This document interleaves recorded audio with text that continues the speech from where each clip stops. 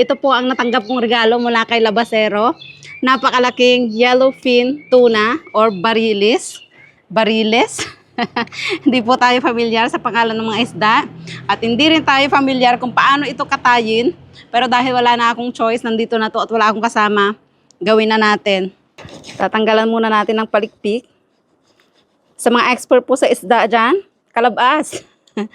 Kung napapanood mo to ngayon, sa susunod na magbigay ka ng malaking isda, samahan mo ako sa paglilinis ha. Napapanood ko sa mga video niya, ganito yung ginagawa niya, kaya gayahin na lang natin.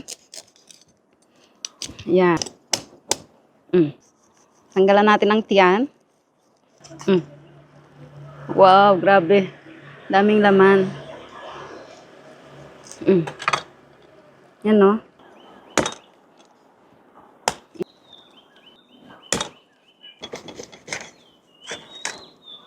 Wow. Wow. Parang ang sarap isashimi mga kaumami.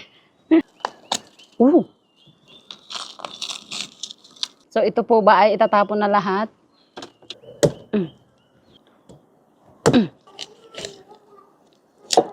Yan, pipira-piraswin po natin ganito. Lilinisan para maikip sa freezer. So ayan, nakarne na po natin mga kaumami. Itong mga to ay itatago natin. Hindi natin kasing ganda yung pagkaka-slice pero pwede na dahil first time natin. Ito yung pang sinabawan at yung ulo.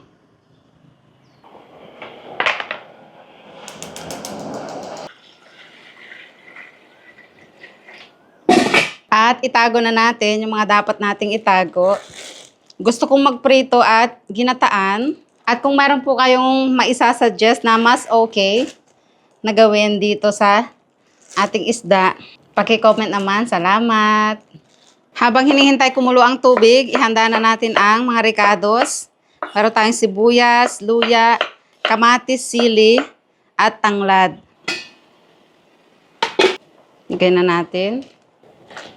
Samahan natin ng paminta, asin, patis, umami. Nagaya ko lang din ho ang lutong ito kay Kalabas na mahilig sa isda.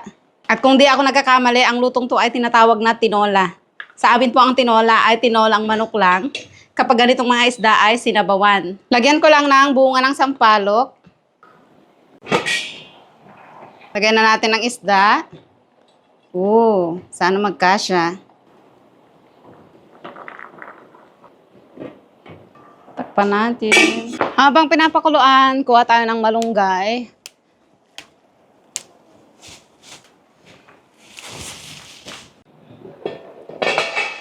Wow! Ang bango. Parang gusto kong baliktarin itong ating buntot.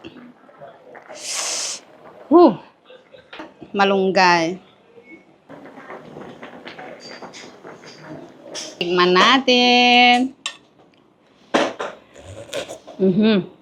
Masarap daw po yung mata nito, kaya inuna ko na yung ulo mga kaumami.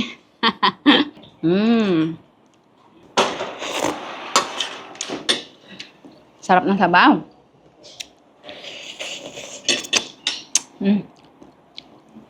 Yan o.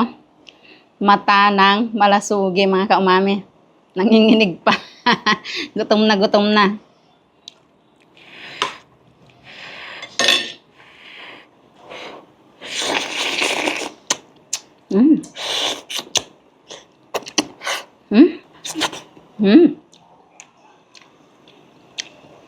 Sarap nga. Wow. Sarap. Fresh. Salamat Kalabas sa napakasarap, napakalaki at fresh na isda.